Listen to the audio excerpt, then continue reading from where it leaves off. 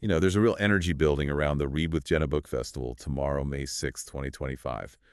Lots of talk. Oh, definitely. It's all about celebrating reading, right? And it's really sparked some interesting chatter online. It has. It's fascinating how an event like this, just centered on books, can create such a cultural moment. Absolutely. People seem really engaged. Right. And a big part of that conversation, maybe the biggest, is the book Jenna Bush Hager highlighted for the festival, The Diary of a Young Girl by Anne Frank. Mm-hmm. A powerful choice. So for this deep dive, we thought we'd look at what this festival, and especially this particular book, tells us about the power of storytelling, today in 2025. Sounds good. Where should we start? Okay, let's get into it. So for anyone who might need a quick refresher, The Diary of a Young Girl offers this incredibly uh, personal glimpse into Anne Frank's life. While she was in hiding, yeah. Exactly, hiding during World War II. Just this raw story about holding on to hope, finding strength in, well, unimaginably difficult circumstances.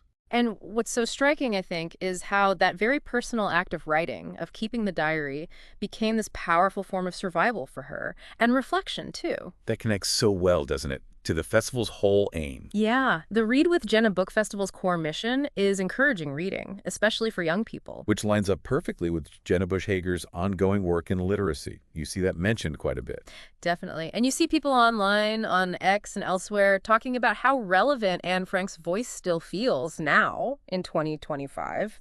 It's timeless. It really is. And the festival itself, wow, is drawing huge numbers apparently. Yeah, that suggests a real enthusiasm for books right now, doesn't it? A growing literary community. It does. There's even this hypothetical stat floating around like 65% of attendees feeling inspired to read more after going. That's significant. It is. Now, while there's all this positive energy, we are also seeing some, discussions online. Debates, maybe, About what? about the festival's more commercial side. Things like branded merchandise being sold, stuff like that. Ah, right. The classic authenticity versus commercialism question in book culture. Exactly. It makes you think, what does book culture really mean today? Is it the reading, the community, the event experience, the merch?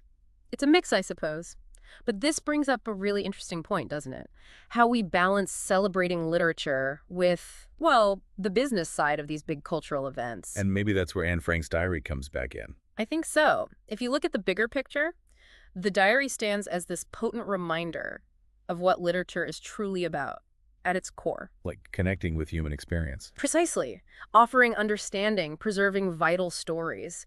And this really resonates with Hager's own, clear dedication to promoting meaningful engagement with books, not just consumption. And it's pretty clear, isn't it, that Jenna Bush Hager choosing the diary wasn't just a random pick. Oh, absolutely not. It feels very intentional. It really underscores her belief in the sheer power of storytelling, something she champions constantly through her book club and now, obviously, this festival. And you see lots of positive comments online here in 2025 recognizing her continued efforts, actually getting people reading, getting kids reading. It highlights how books can be these incredible tools, right? Yeah. For connection, for building resilience. Yeah, echoing Anne Frank's own enduring impact in a way. Her story is resilience personified. Exactly. And for you listening, especially if you're interested in cultural trends like we discussed before, the Read with Jenna Book Festival, happening tomorrow, May 6th, 2025, provides this fascinating snapshot. A snapshot of our current relationship with books and reading. Yeah, and using the diary of a young girl as a lens gives us a really significant perspective on what the festival is trying to achieve, its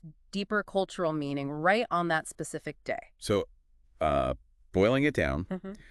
we're seeing the lasting power of Anne Frank's very personal story being amplified by this big public celebration of reading. Right, all while we're having this ongoing, sometimes tricky conversation about what book culture looks like in 2025 with all its facets. Okay, so that leaves us with something to think about, maybe. Yeah, a final thought for you. In a world where these large cultural events, sometimes with a pretty strong commercial angle, are so common, how do deeply personal, deeply authentic stories like Anne Frank's continue to hold such immense power? What role does that kind of raw, genuine storytelling play in your own life today?